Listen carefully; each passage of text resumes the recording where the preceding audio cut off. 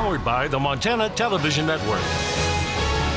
This is the noon news from Montana's news leader. Good Monday afternoon. I'm Victoria Hill in for Samantha Sullivan. A deadly start to the week as two separate crashes claimed 4 lives on Montana's roadways. Right now, Highway 93 north of St. Ignatius is open again with reduced speeds as the Montana Highway Patrol investigates and clears the scene of a 2-vehicle crash that killed 3 people. The crash was reported shortly after 7 o'clock this morning about 1 mile north of Nine Pipe Lodge. We're told one car involved in the crash was from out of state and the other vehicle had Montana plates. One victim was a woman in her 60s and the other 2 were men in their 20s. Their names and hometowns have not been released.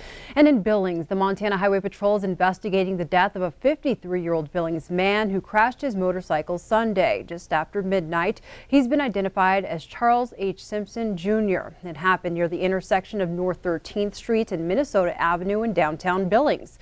According to the patrol, the man was driving a 2016 Harley-Davidson motorcycle east on Minnesota Avenue when he began to travel over the center line. He started to apply the brakes, tipped the bike and slid, causing the driver to strike his head on the curb.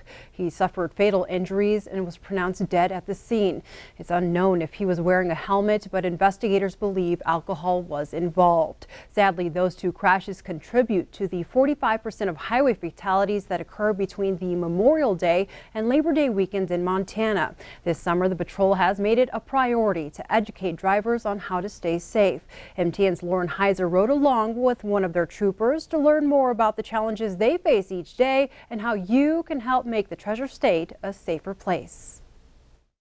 We always, when possible, we want interactions with the public to always be positive, and we want it to be to where everybody leaves feeling they've made a difference or have learned something. Especially during the summer months, Montana Highway Patrol makes education a priority on their daily beat, hoping that in doing so, they can reduce the number of fatalities on Montana's roadways.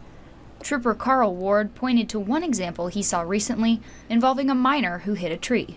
A young driver that is driving too fast for road conditions has a minor collision. Getting them to understand that although today they were lucky with the events that happened, it could have gone a totally different direction, and getting them to understand what is more common in those events versus what maybe happened with them. Even with added emphasis on education, Ward says they often encounter the same people committing a similar offense. And it is tough when you feel like maybe that first encounter you tried to do more education with them than necessarily enforcement as far as writing tickets. And then 6 months, a year, 2 years later, you find that you go back and deal with those same people. Now you have to deal with something much more severe than the first time you contacted them. But Ward adds that you'll never get a warning from him for not wearing your seatbelt or driving recklessly with a child in your vehicle. You know, you have some kind of enforcement, tickets, warnings, anything like that.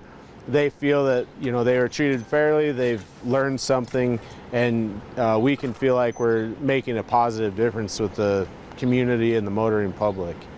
In 2017, 58% of the people who died in crashes were not wearing a seatbelt. According to the National Highway Safety Administration, the number of crash fatalities dropped from 2016 to 2017. Luckily, the same is true for Montana. But according to the state's 2017 crash data report, the number only declined by 4. Law enforcement officers say there's still a ton of work to be done. In Missoula, Lauren Heiser, MTN News. Ward also encourages people to be cautious when they see troopers on the side of the road, slow down gradually and move over. He says staying calm and focused on the road is vital to keeping officers and yourself safe. Now in Great Falls, a coroner's inquest is underway for the death of a 67-year-old man who was shot and killed by officers last August. The situation began when officers responded to a home in the Highwoods Mobile Home Park for a disturbance. The disturbance reportedly escalated and police negotiated with Charles Mercati for more than 30 minutes, trying to get him to put down his weapons. Call logs indicated he had at least 2 pistols and 1 rifle. Shots were exchanged between Mercati and officers, killing Mercati. Inquests are required by Montana law when someone's death is caused by a police officer.